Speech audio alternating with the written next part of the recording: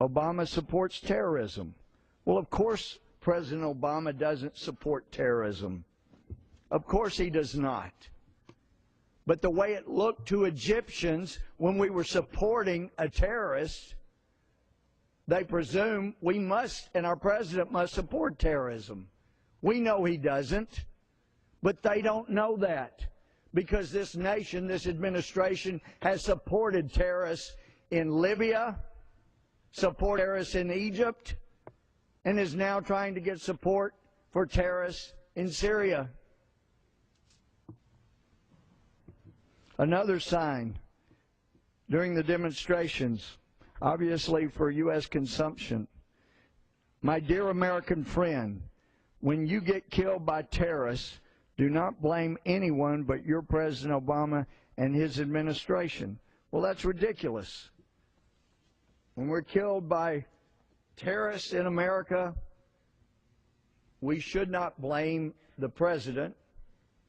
There may be negligence in America by many people when it occurs, as I believe happened with the Boston bombing. We were given information that was not properly utilized because of the handcuffing that has gone on within our FBI, within our intelligence community, within our State Department, and the purging of training material to keep, as one intelligence officer said, to keep us from being able to see who our enemy is.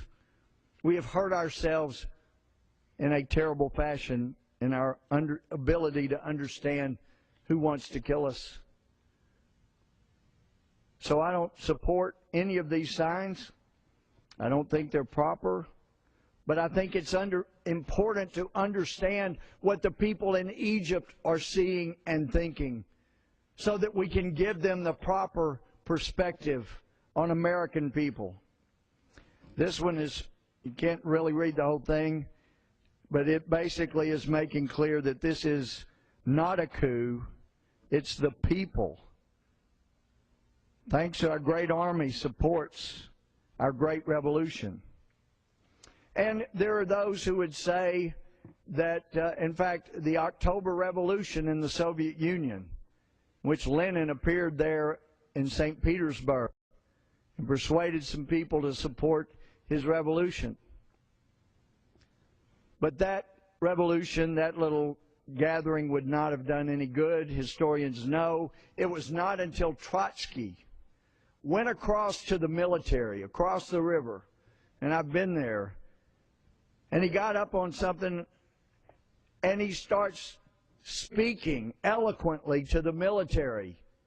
And once he convinced the military to side with Lenin, then there was a true revolution that occurred. Nobody called that a coup.